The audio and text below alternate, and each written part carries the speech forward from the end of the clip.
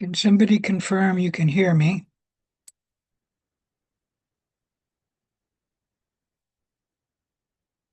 I can hear you.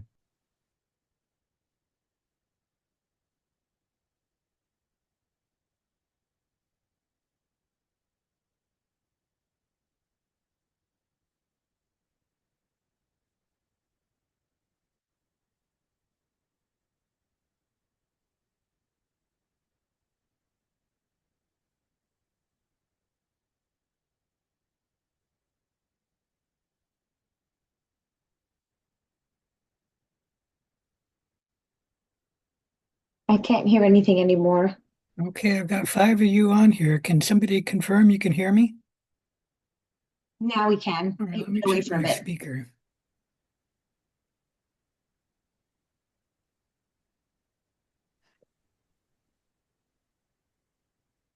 The microphone, I should say. We could hear you and then it went away and I think it's back.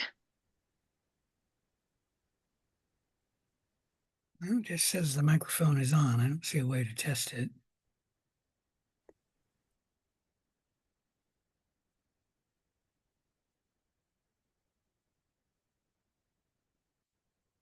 All right, I'm going to assume people can't hear me from Adele to I everyone. We can don't hear think you. you All can right, hear. thanks.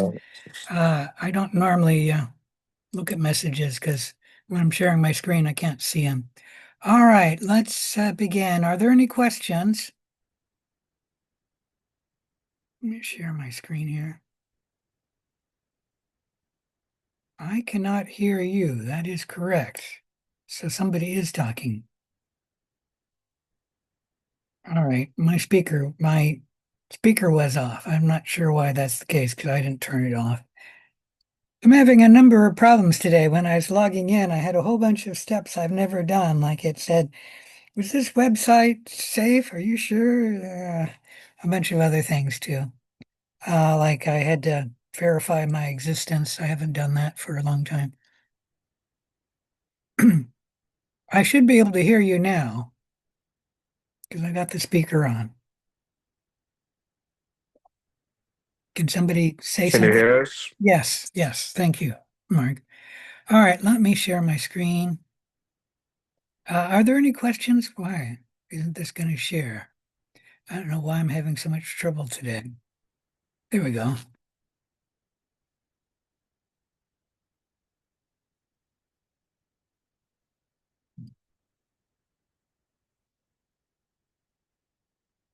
All right, I have that we had talked about the latent disease and herd immunity last time.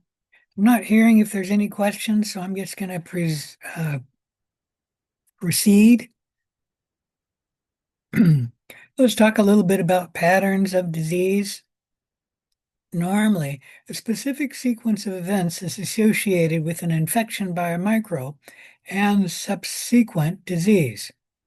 For example, the disease has to come from a reservoir. It must exist. That's where the disease organism lives before it lives in a person or whatever, patient. The pathogen must be transmitted to a susceptible host. The pathogen has to invade the host and it has to multiply within the host. The pathogen also has to injure the host. If the pathogen doesn't injure the host, there will be no signs or symptoms of disease. The illness then will end in two possibilities. The host immune system destroys the pathogen, or you can say some medicine destroys the pathogen, or the patient dies from the pathogen. So that will be when the illness ends. Any question about any of that?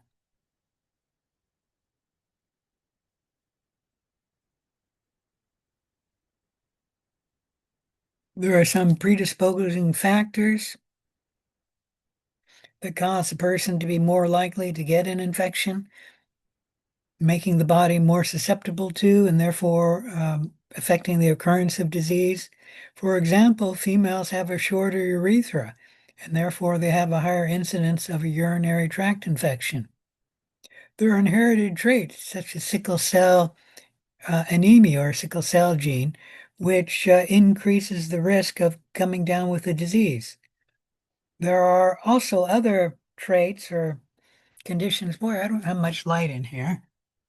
Um, I had such trouble getting to the website. I forgot to open up my screen there. Now you can probably see me better.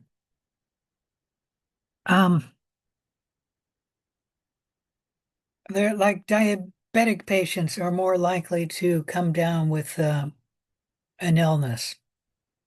It's like their immune system isn't as strong and they're more susceptible. And so diabetic patients are more likely to have an occurrence of disease than a non-diabetic patient. Climate and weather can affect the occurrence of a disease. Everybody knows that colds and flus are more common in the winter.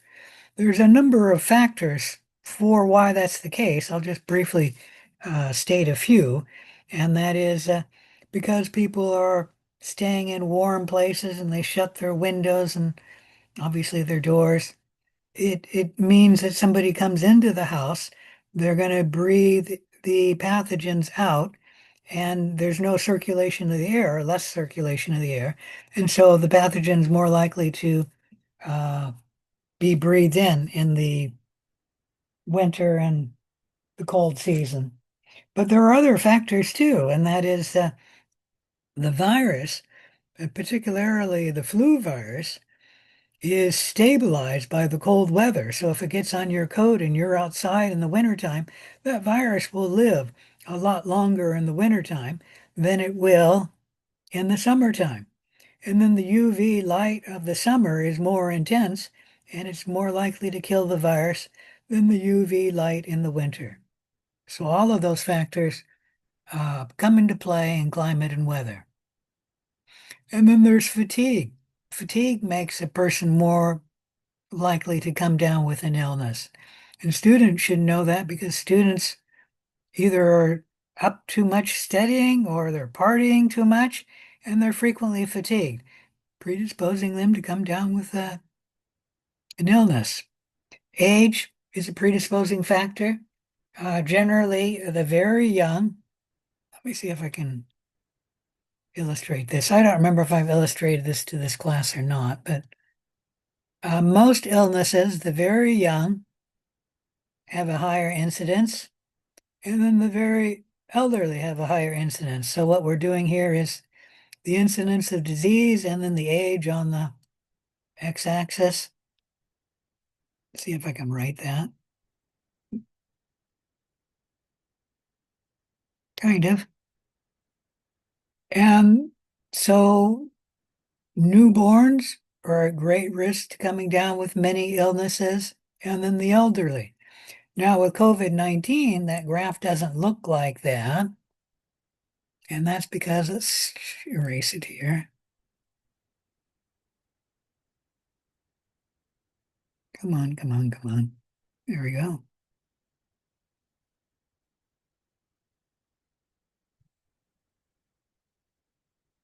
Um, Children are pretty protected from getting COVID-19, so I'm trying to make this like that. And only the very young are at risk. And that's mainly newborns and maybe a month or two of age. And then the elderly are at greater risk. Any question about any of that? But most illnesses follow the first one, and that is the young are at great risk. And then, I don't know, older childhood are not great risk, and teenagers and young adults are not a great risk. And even younger middle-aged people are not a great risk. You have to be past middle age before your risk really increases for most illnesses. Lifestyle can be a predisposing factor. It's well known that smokers are more likely to come down with a respiratory disease, and that's because the smoking weakens the mucous membranes, making it more likely for respiratory disease to get established. Chemotherapy can also be a predisposing factor. Most cancer therapies, chemotherapy, weakens the immune system, making a person more likely to come down with a disease. Any question about these predisposing factors? All right, let's talk a little bit about the development of disease.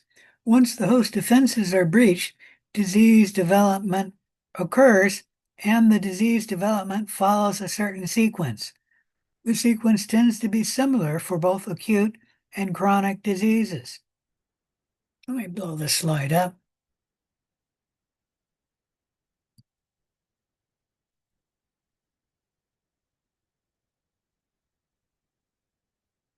First, before the patient gets infected, it's before the incubation period, and the incubation period is when the patient first becomes infected, and then the organisms are at low enough numbers that there are no signs or symptoms of disease.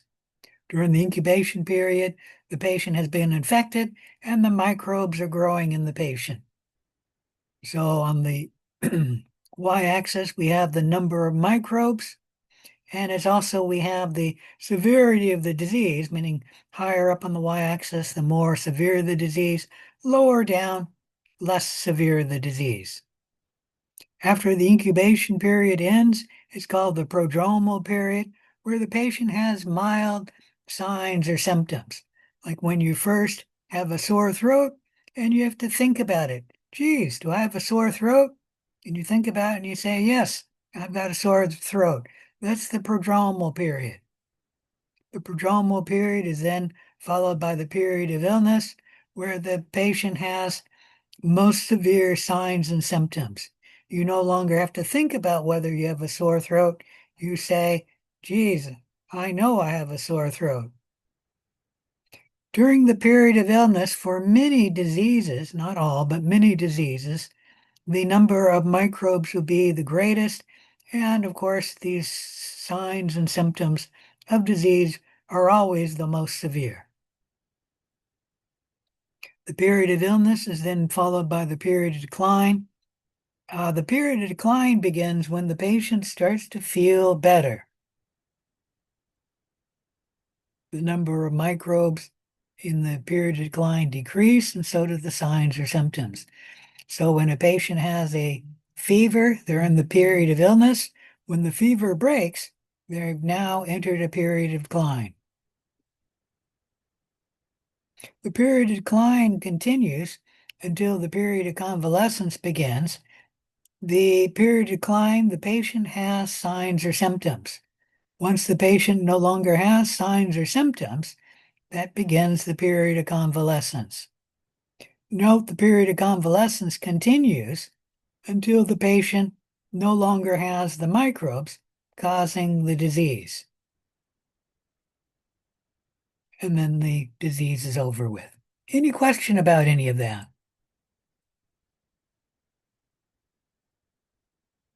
All right, some diseases do not have all of the different stages of disease or periods of disease.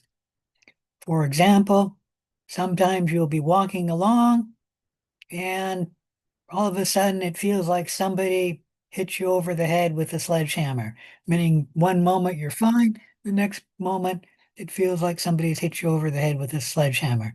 Sometimes the flu has no prodromal period, where you're in the incubation period and then you're immediately skip the prodromal period and you enter the period of illness. Anyone testify getting the flu and you didn't have a prodromal period? I can say I did. Definitely. Yeah. There's also some diseases or patients who do not have a period of decline. In the old days, before medicine was able to treat an AIDS patient was likely to die. So they would enter the period of illness and then the disease would end because the patient died. There was no period of decline or period of convalescence.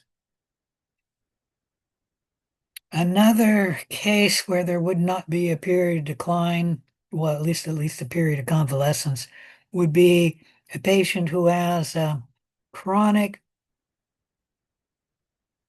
cirrhosis of the liver from either hepatitis B or hepatitis C, where they're always in the period of illness. The disease never goes away. It might get better, so they could be in a period of decline, but they would never be in the period of convalescence. Any question about any of those?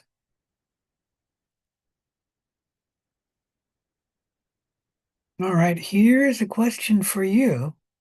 During which period of illness or which period of disease is a patient not infective?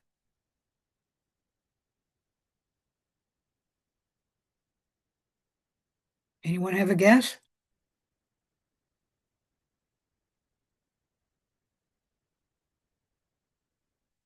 Is there any period of disease when the patient is not contagious? Is it the period of convalescence? That would be a good guess, but no, the patient does have some microbes. They're much less than period of decline or period of illness, but they still have microbes, so they can pass on disease. But that is a good guess. That would be a logical answer too. And the next good guess would be the incubation period, but no, that's not right either. The patient does have microbes and they can pass on disease. For some common illnesses, at least of adults, the patient is most infective late in the incubation period or in the prodromal period. And that would be in adults for most colds and most flus. I'll explain why in the period of illness it's not the highest in a minute. But let's just say the incubation period is not an answer either. You have microbes in every period of illness.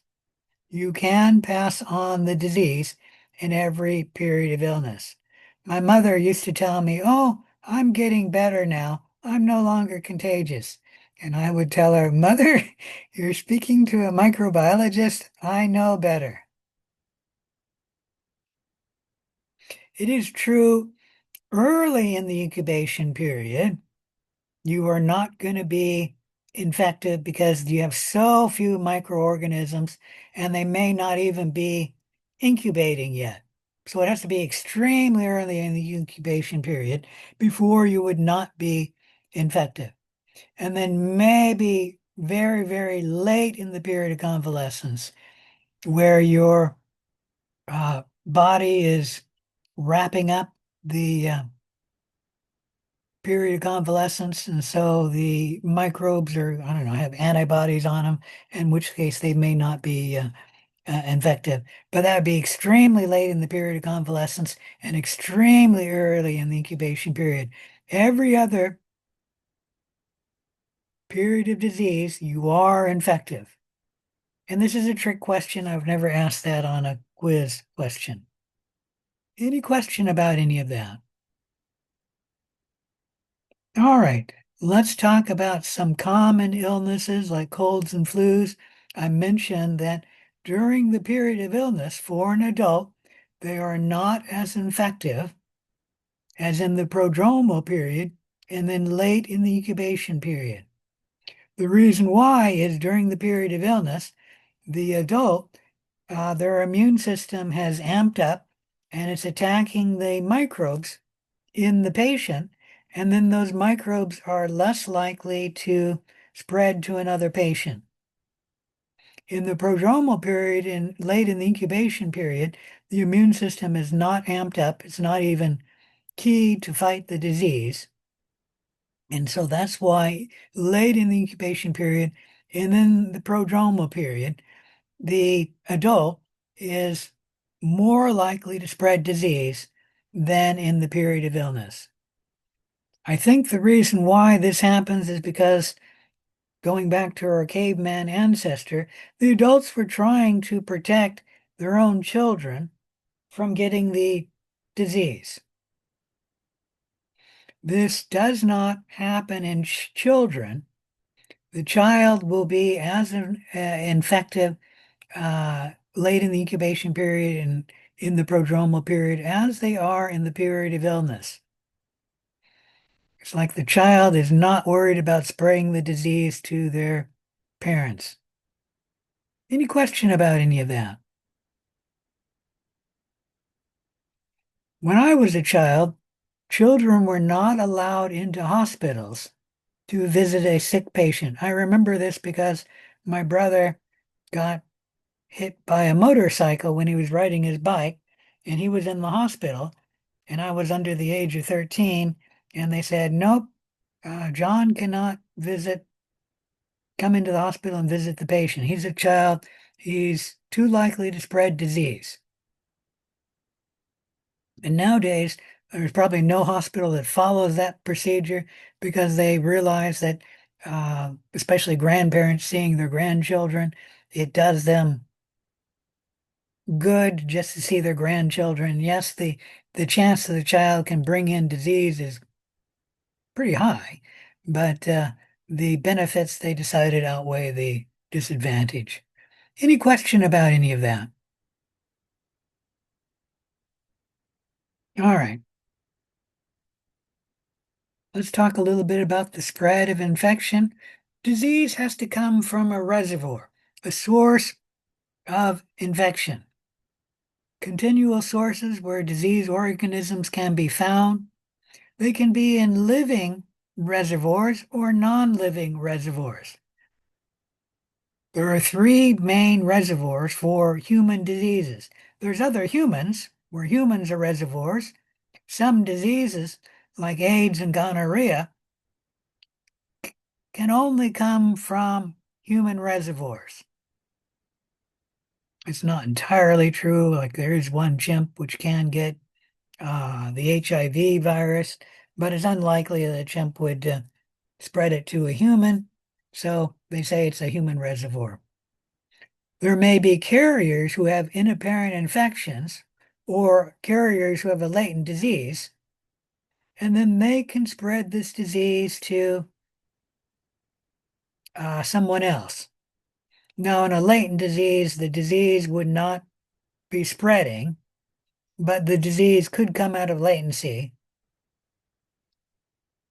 and the patient could be an inapparent infection. Any questions about any of that? There are also animal reservoirs. For example, rabies and Lyme disease are two diseases that humans get only from an animal. Is that true? I suppose if someone had Lyme disease and then they gave blood and it wasn't detected by the testing of the blood, it's possible you could get Lyme disease from the blood. I've never heard of a case of that happening, but it's possible. What about like bird flu or mad cow disease? Mad cow disease doesn't come from another patient. Is that what your question is? No, I thought it was coming directly from an animal. Oh, mad cow disease. Yeah, that would be another example of a disease coming from an animal. Although that's really a food source, so that would be a non-living reservoir because you don't eat the cow while the cow's alive. But anyways, my point is there's rabies and Lyme disease that come from animal reservoir. There are some zoonoses which normally cause disease in animals and may be transmitted to humans. Like rabies really is a zoonosis because rabies spreads mainly among animals. It's just like if a biting dog or another biting animal were to bite a human and that animal had rabies, it can give rabies to a human. But rabies does not spread from human to human. Any questions about any of that? All right. Then there are non-living reservoirs. For example, botulism and tetanus come from non-living reservoir. Non-living reservoirs include soil, water, and lettuce. The lettuce is considered dead because once you pick it, it's going to die. Although in reality, we always eat lettuce, which is almost alive, meaning it's dying, but it's not totally dead yet. Any questions about these reservoirs? All right, let's move on to talking about the transmission of disease. There are three principal routes by which the causative agents of disease can be transmitted from a reservoir of infection to a susceptible host. There's contact transmission, vehicle transmission, where an object brings the disease to the healthy patient who becomes then sick. And then there's vector transmission. That's where an animal brings the disease to a healthy patient. And that animal may bite an infected patient, pick up the disease, and then the animal spread the disease to a healthy patient. Malaria would be a case where the mosquito picks it up from the malaria infected person, and then the mosquito bites a healthy person, giving the malaria to the healthy person. Any questions about any of that?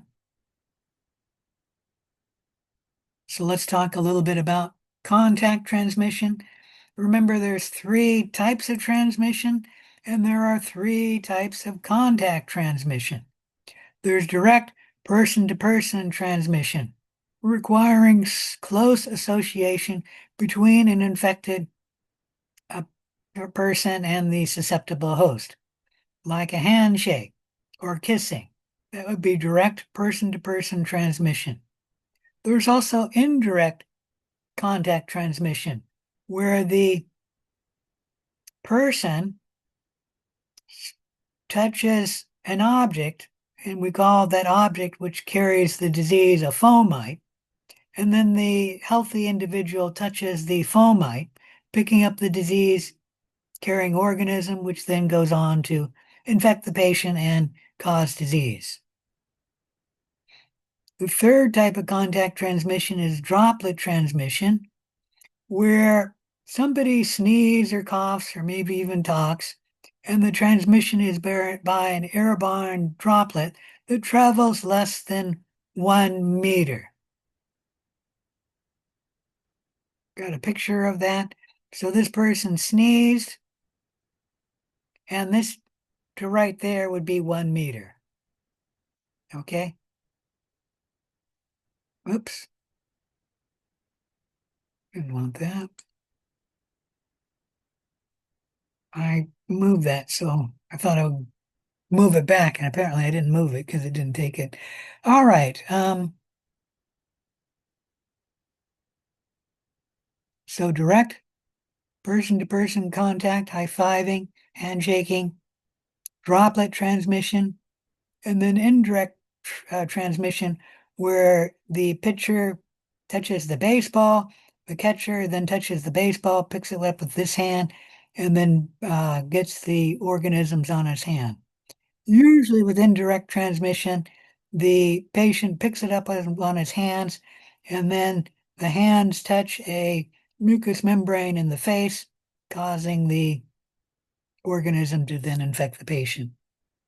Any questions about contact transmission? Now, let me state that I'm not going to quiz you on droplet transmission, because if the transmission by an airborne droplet travels more than 1 meter, it's not droplet transmission, it's not contact transmission, it's vehicle transmission. And it's airborne transmission of vehicle transmission. Vehicle transmission, once again, has three types of vehicle transmission.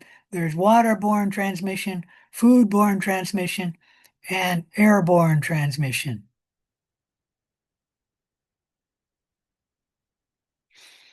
So vehicle transmission is by an inanimate reservoir.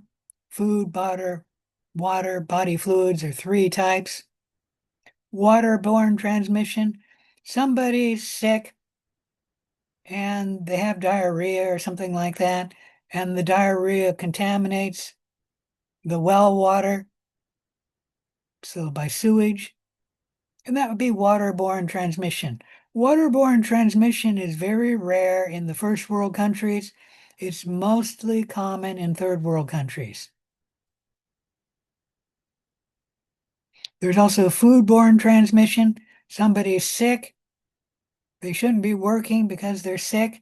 They touch the food and then they serve the food to you. That would be foodborne transmission if you were to pick up the disease from your food. Usually foodborne transmission is carried from undercooked food, poorly stored food, or unsanitary handling. Like the workers in the fast food industry, or actually any food industry, if they're sick, they're not supposed to be working. Any question about any of that? And then there's airborne transmission. That is when somebody sneezes or coughs, or maybe even talks. And then the droplet transmission is traveling more than 1 meter to infect you. Why? I'm not going to quiz you on airborne transmission and droplet transmission. It's, in my opinion, a little bit arbitrary. The 1 meter distinction, it's the same sneeze or cough. It's airborne droplets coming from the same patient. And it is true that there's a lot more droplets from 0 to 1 meter than 1 meter and beyond, but still it's the same sneeze or cough. And so it's a little bit arbitrary, so I'm not going to quiz you on that. Any questions about any of that? And then there's vector transmission. Vector transmission is when an animal carries the disease-carrying organism to a susceptible host. The most important group of vectors are arthropods, especially biting fleas, ticks, and mosquitoes. There are two ways that animals can transmit disease. There's mechanical transmission and biological transmission. Mechanical transmission is where the animal passively transports the disease-carrying organism to the susceptible host. For example, the fly here is picking up passively the disease-carrying organisms on its feet, and then the fly lands on a food, a hamburger, transmitting the disease-carrying organisms to the hamburger. The hamburger is then served to the patient. The patient eats the hamburger, getting the disease-carrying organisms, and then becoming sick. So mechanical transmission is passive. Any questions about any of that? There's also biological transmission, where the pathogen reproduces inside the animal vector. An example of that is the mosquito bites an infected human that has malaria. The malaria parasite gets into the mosquito. The malaria parasite reproduces inside the mosquito. And you don't need to know this, but the malaria parasite actually goes through development stages in the mosquito, and then the last stage of development to the malaria parasite occurs, and this stage can infect a human, giving the human malaria. The important thing is that malaria just grows within a mosquito, and therefore it is biological transmission. Any questions about any of that?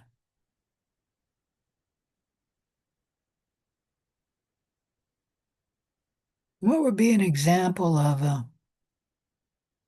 well, that's passive, so that's an example of an animal giving a disease which is not biological. And like I said, this would be a good way that the fly has picked it up on the feet, passive transmission.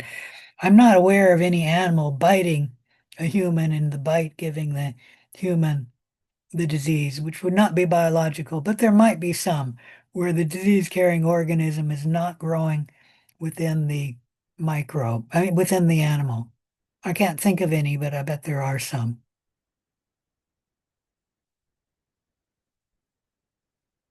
All right, let's talk a little bit about nosocomial infections, another change in our topics, but nosocomial infections are one of the most important topics you can learn from microbiology. A nosocomial infection, also called the healthcare acquired infection, is something that a patient does not get until they check into either a hospital or a hospital-like health facility. So nosocomial infection is not something the patient has or is exposed to while they're at home. They only get it from when they check into the healthcare facility. These infections are the result of the hospital stay. 5 to 15% of all hospital patients in the United States come down with a nosocomial infection. That's 2 million people per year and about 20,000 deaths per year. It used to be the 8th leading cause of death in the USA. I don't know. It's probably now the 9th leading cause of death because I have a feeling COVID-19 is more likely to kill the patient than a nosocomial infection. But it used to be the 8th leading cause. I'm not sure if it's the 8th or the 9th leading cause anymore, but it's something like that. Meaning this slide was before COVID-19 infection hit the United States. So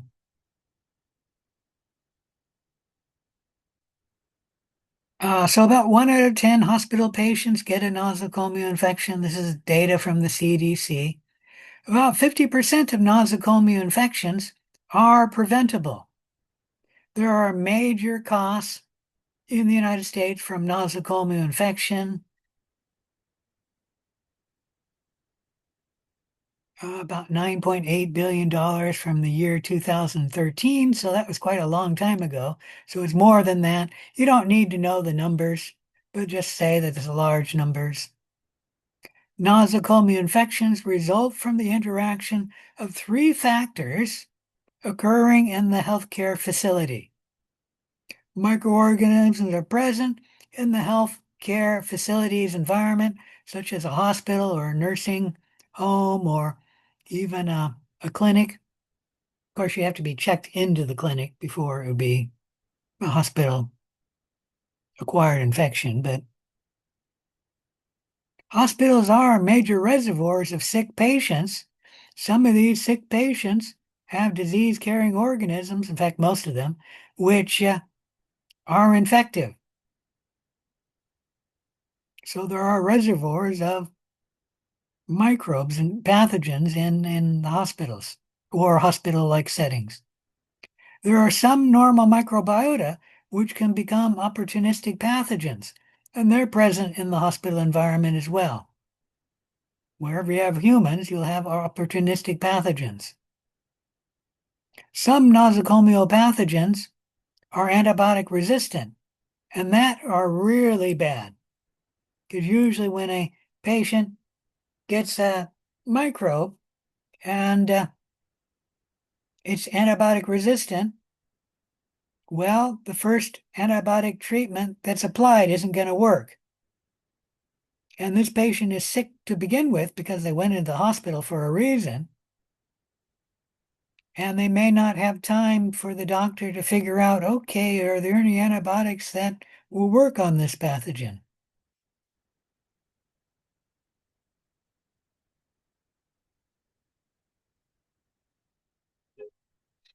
The patient coming into the hospital-acquired infection is often a compromised host, one whose resistance to infection is impaired either by disease, therapy, or burns. So this patient is coming into the hospital for a reason. That reason is likely to make that patient compromised. At least many of the hospital patients are compromised. Not all, but many. They may have broken skin, broken mucous membranes, compromising the host, making the host more susceptible to coming down with a nosocomial infection. The patient may have burn sites, injections, ventilators, urinary catheters, even the administration of anesthesia helps compromise the host, making them more likely to getting a nosocomial infection. The patient may have a suppressed immune system. from either drugs, radiation therapy, or some other therapy like anesthesia. The patient may be burned. All of these weaken the immune system, making the patient more likely to come down with a nosocomial infection. Third, there's a chain of transmission in the hospital or hospital-like setting. The principal routes of transmission is there can be direct contact transmission from patient to patient. In special care units, the hospital staff have to be very careful to keep direct contact transmission from occurring, because in special care units, the patients are very weak to begin with. And also, if they're in that unit because they have a transmissible disease, you don't want that transmissible disease to spread. There can be direct contact transmission from hospital staff to the patients. As I stated, in the old days, before the 1960s, doctors proudly wore their stethoscope around their neck. And then they would touch one patient to listen to the heart and then drop the stethoscope so it would just fall around their neck. And then they'd take the stethoscope and then listen to the next patient's heart, and they could spread nosocomial disease that way. In fact, that was one of the common ways in the 1950s and 60s that nosocomial infections were spreading in hospitals. There can be also indirect contact transmission via a fomite, like a catheter, either urinary catheter or IV catheter, can spread transmission of the disease. There can be contaminated surgical dressing.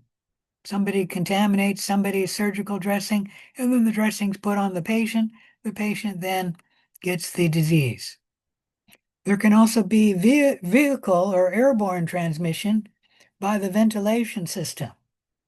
When the first cases of Ebola happened in the United States because a medical worker was going to Africa to help treat the Ebola patients, and then they came down with Ebola themselves because they didn't follow proper procedures. They were usually shipped back to the United States to receive treatment. And there was real concern in the hospital that Ebola could enter the ventilation system and then start spreading in the American hospitals. Actually, that's not the way that Ebola spreads, but back then they must not have known that. But with a flu patient, it can easily enter the ventilation system and then infect other patients in the hospital. Any question about any of that? There are ways you can reduce that risk, and that is you can filter the air coming out of a patient who has a highly susceptible disease. And before you send it to the rest of the hospital, you could sterilize the air like with UV light. I'm not aware of any hospital doing that, but many hospitals do have filters.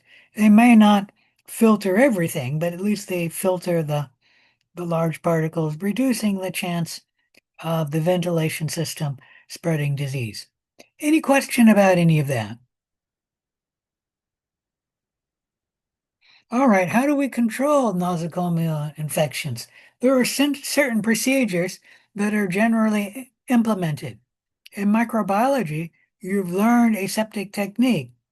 When you go out and work in the healthcare industry, always apply aseptic technique. And then you'll be less likely to spread a nosocomial infection. You should use proper handling of contaminated materials. You should have frequent and thorough hand washing.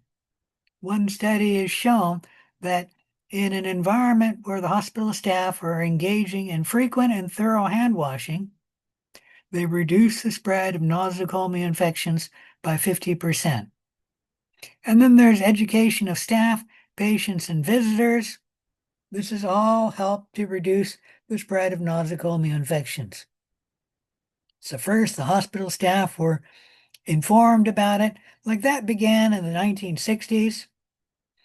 And the nosocomial infections that happened in the 1960s and earlier, the number one nosocomial infection was simply Staphylococcus aureus. And it was probably being spread around mostly by the hospital staff, doctors and nurses. Anyways, they were the first to be educated.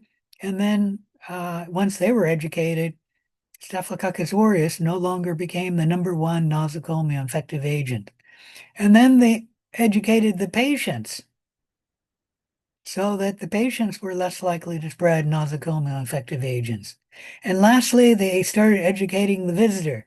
You go into every hospital nowadays, at least in the United States, there will be signs saying, prevent the spread of disease, sanitize your hands. And you'll find sanitizer around or in the elevators, as well as outside the door of every patient. And you should always sterilize your hands before going in to see a patient. And that's mainly to reduce the risk of nosocomial infections. There are many other ways of controlling nosocomial infection. You can see the online chapter notes for this chapter that'll discuss some of these other ways. Any questions about any of that?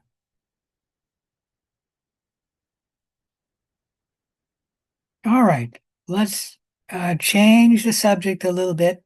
Remember, nosocomial infective agents is one of the main topics that you can learn in microbiology, because if you go out into the healthcare work, you should strive not to spread nosocomial infections. Let's change gears and talk a little bit about epidemiology. Epidemiology is a study of where and when diseases occur and how they're transmitted in populations. The CDC collects and analyzes U.S. epidemiological information. Usually, disease, like a reportable disease, is reported from a doctor to the county healthcare facility. And so the doctors in Clark County would report it to the county health facilities, which is in Vancouver. I can't remember what that's called, but the county authorities. And then the county sends it to the state authorities, which is in Olympia.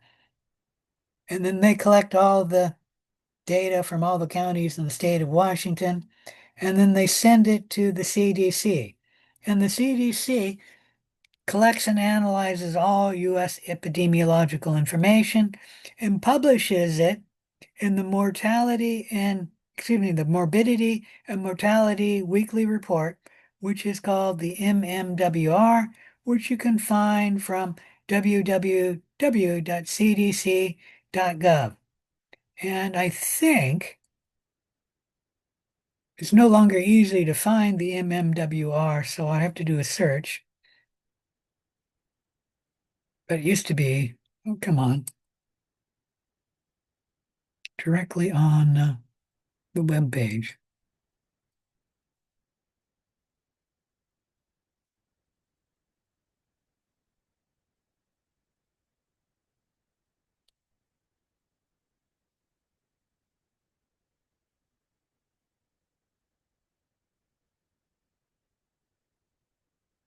Yeah, I have to do a search.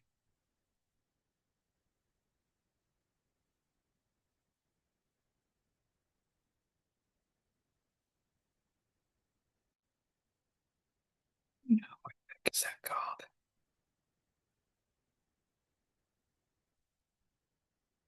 MMWR.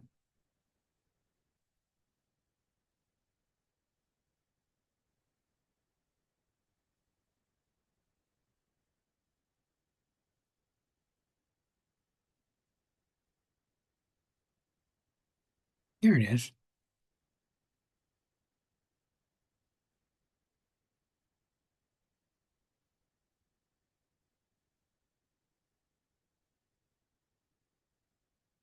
Nope, they don't have, well, there it is in a table form. So,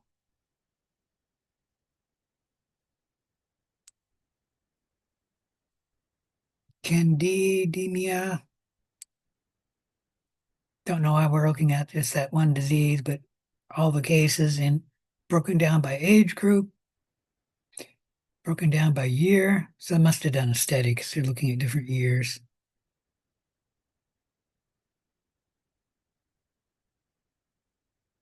Who's the greatest risk here? Looks like infants are at greatest risk. No, they're at second greatest risk. The greatest risk is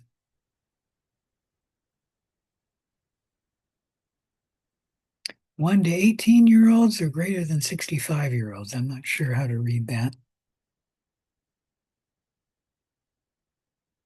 Probably greater than 65-year-olds. All right, any questions about that? So notifiable diseases are those diseases that physicians are required by law to report.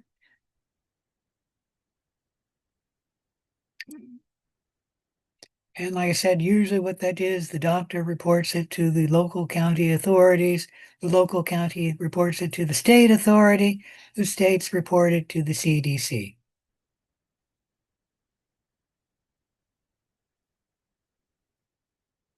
Two terms associated with epidemiology is morbidity, the incidence of a specific notifiable disease, the morbidity rate, the number of people affected in relation to the total population in a given time period. Mortality, the deaths from a specific notifiable disease. The mortality rate, the number of deaths from a disease in relation to the population in a given time. Any question about any of that? So with I can't say that word, Candida, we were looking at the morbidity report from the MMWR. Any questions about chapter 14? If not, that's it for chapter 14. Let's get into starting about chapter 13.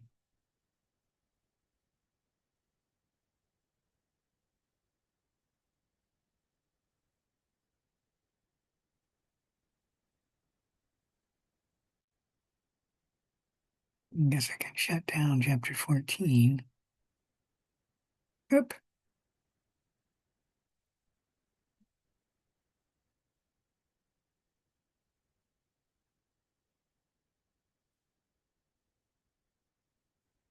Chapter 13, Viruses, Viroids, and Prions. The major goals and the rough outline of this chapter are shown here. Know the terms. What is a capsid? An envelope. What is a spike? What is a bacteriophage? What is a lytic life cycle? A lysogenic life cycle? What is a prophage? What is a provirus? What is a latent infection? What is a persistent infection? What are prions? And what are viroids? Now remember, to learn all of the objectives, you should actually look at the objective in the, what is it called? The class notes? No, that's not right. Study guide for this chapter. So in the very first page of the study guide, I'll have the objectives. 2, be able to understand the characteristics of viruses, their structure, and classification. 3, understand about viral multiplication. Viruses multiply in a life cycle, and there are different viral life cycles. And then lastly, understand what prions are and viroids. Any questions about this introductory slide? All right, viruses have only one goal, and that is to replicate. How do viruses replicate? Well, they generally employ this strategy. They invade a host cell, hijack the host cell, and then force the host cell to make viral copies. The virus copies then escape, and then the life cycle of the virus continues. Any question about any of that? If not, let's watch a little movie on viruses. Might start a little loud. Trying to turn it down. There we go.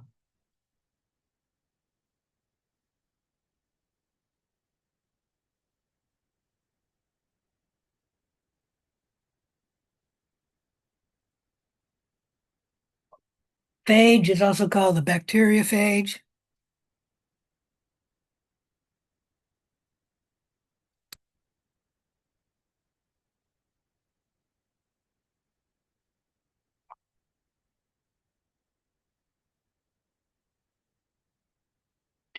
Microscopic bacteria. A miniature act of piracy is about to take place.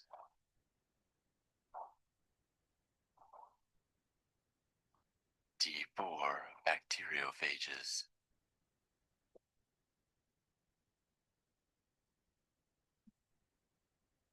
With their spider-like tail fibers and prism-shaped heads, these viral marauders plan to hijack an unsuspecting bacterium and use it as their own metabolic nursery. This E. coli bacterium has seen its last day. Binding to its surface, the virus injects its precious cargo of genetic material into the cell, commanding it to produce a new batch of T4 bacteriophages. In the final act, the bacterium is forced to self-destruct, releasing hundreds of viruses ready to kill again. All right, any questions about that movie or video?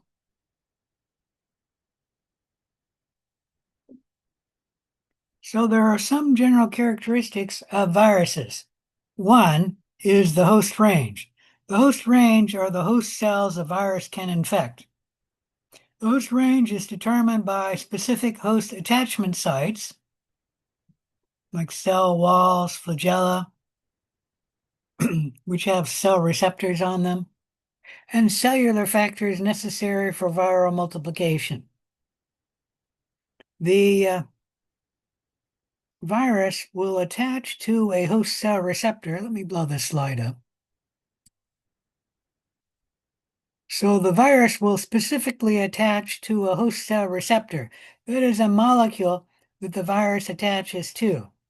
The virus will have a ligand or adhesion molecule on the virus, which binds directly to the host cell receptor. So both the virus has a specific molecule on it, and then the host cell has a specific molecule on it, and then the two come together. Most viruses only infect the cells of one or a few species. And usually they only affect a few cells of that one or few species. For example, HIV infects mainly human T cells, human brain cells, I think macrophages, and a few other cells of the humans. They do not affect like the human skin cells, human muscle cells. They just don't infect those cells. And it is true they can infect cells of one other species. It's a species of chimpanzee, but only one of the chimpanzee species, there are two, can be infected by HIV. And then that's it. HIV cannot infect other cells of other species. Bacterioviruses are called bacteriophages. The shorthand name is a phage or phage. I won't use the term phage or phage. I will always use bacteriophages. But when I say bacteriophages, I mean a virus that infects and replicates in a bacteria cell. Any questions about that?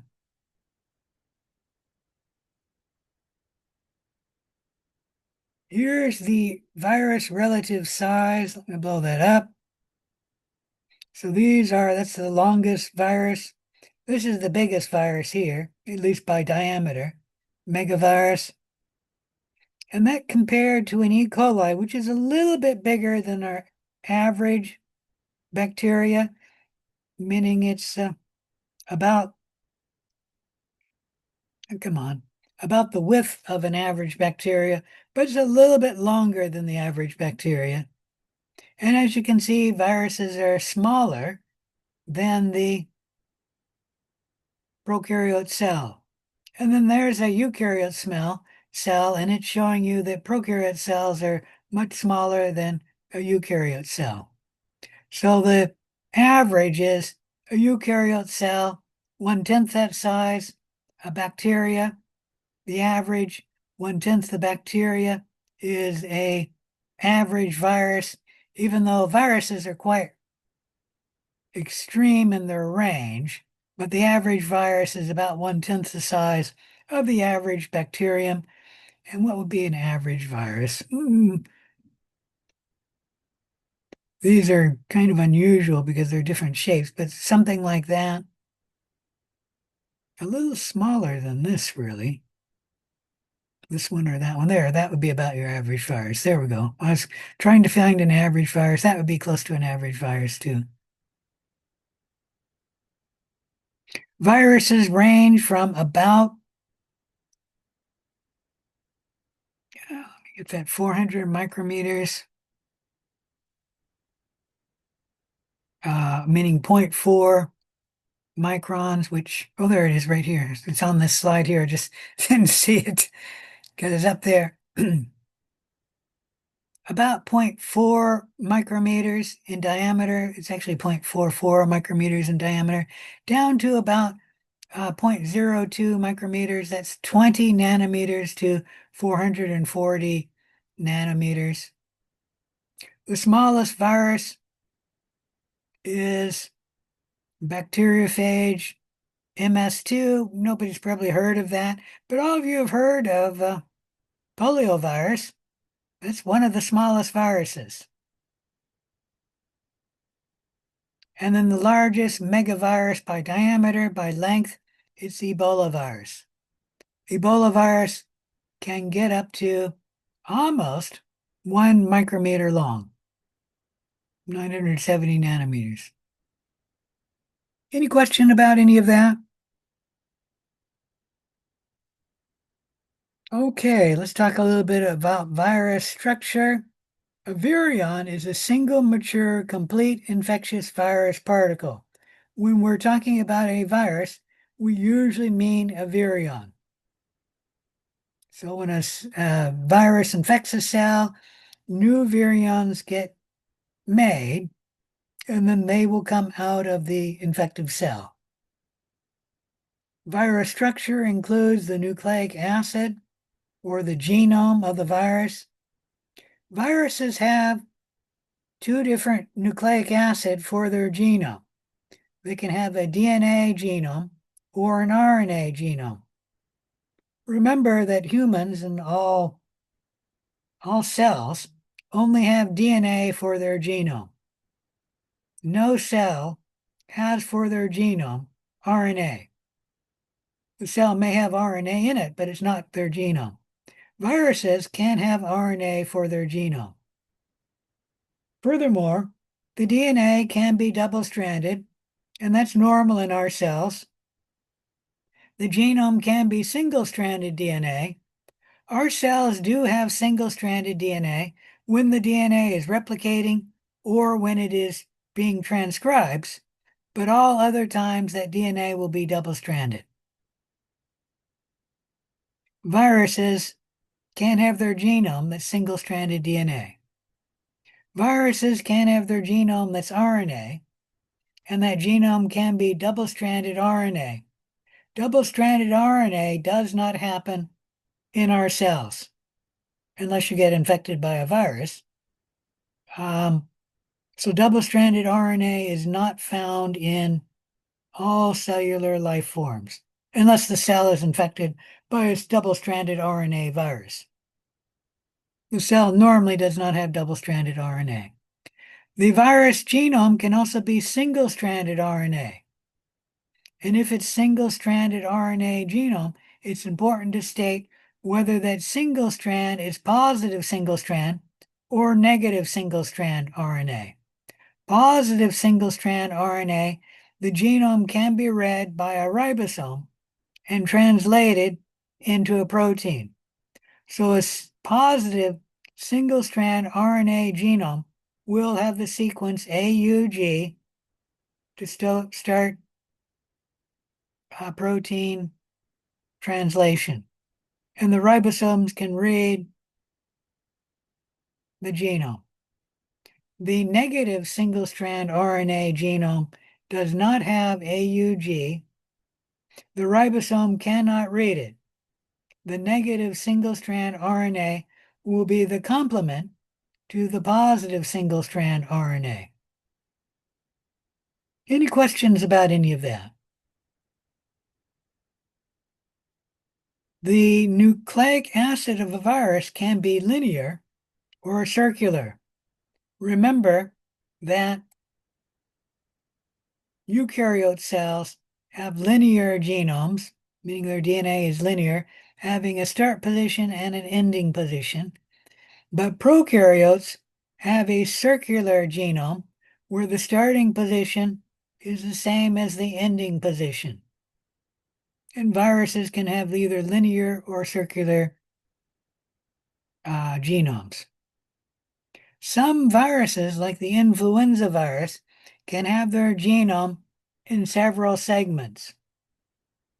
Most viruses have their genome in one segment. A prokaryote cell generally has its genome in one segment. We call it the chromosome. And then eukaryote cells, like human cells, have their genome in several segments, and we call those the human chromosomes, or 46 chromosomes. Well, the influenza virus has their genome in several segments. We don't really call it the chromosome, but the genome is in a segment. Several segments, I guess. Any question about any of that?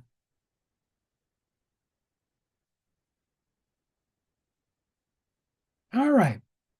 Besides the genome, viruses always have protein. And the most important protein is the capsid protein, and that would be the protein coat around the genome.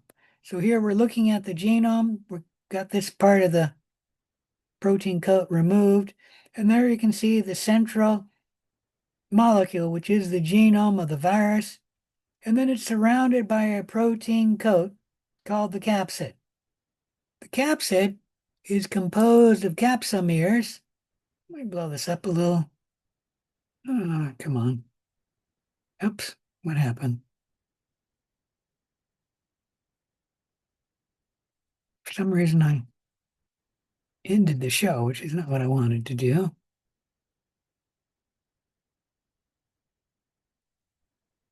Trying to blow this up. Come on. So that is a capsomere right here. There's another one there. This virus, the protein coat is made of one capsomere, and that capsomere is just repeating to make the entire protein coat. Any question about that? Some viruses have different capsomeres on the protein coat of the virus. I'm not there yet. Where the heck am I?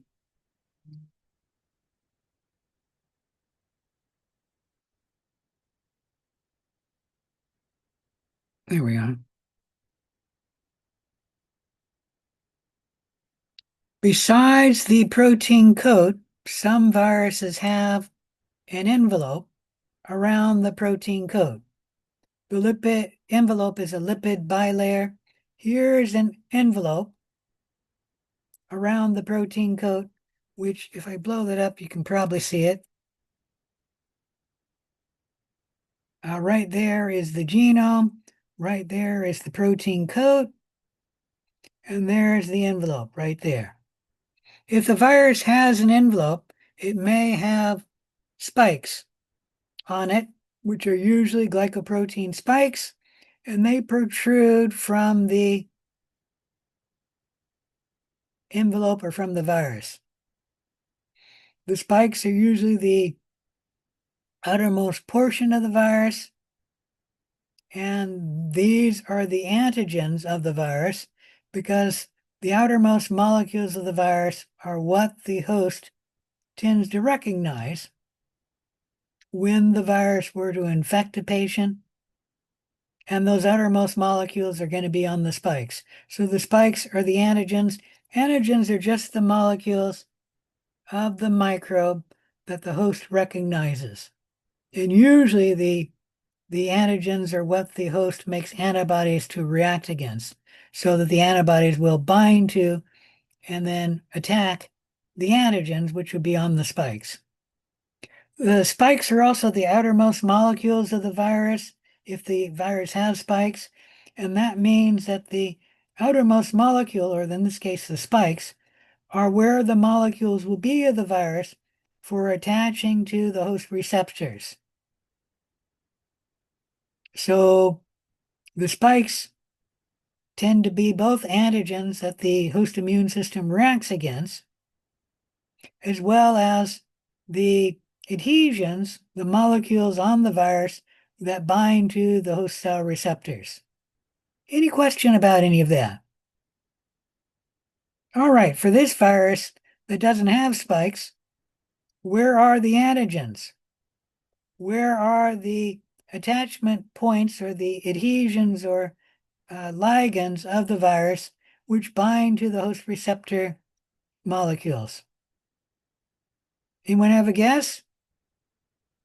I've actually told you. The adhesions on this molecule will be the outermost molecule, so it would be the capsid. Will be both the antigens for this virus as well as the adhesions or ligands that will bind to the host cell receptors. All right, any questions about chapter 13? If not, I'm going to stop the lesson here, and you'll get about 5 minutes. We're going to stop the lesson about 5 minutes early. I will be logging in for the lab at 6:30. If anyone has questions, there is no lab today.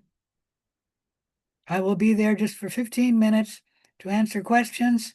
After 15 minutes or the last question is done, whichever happens last, I will then log out. So if you have a question, make sure you log in from 6:30 to 6:45.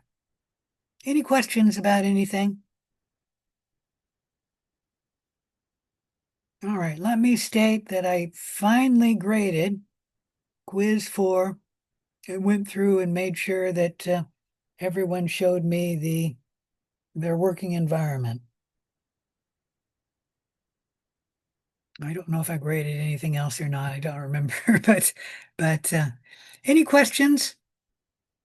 All right, I will see you later.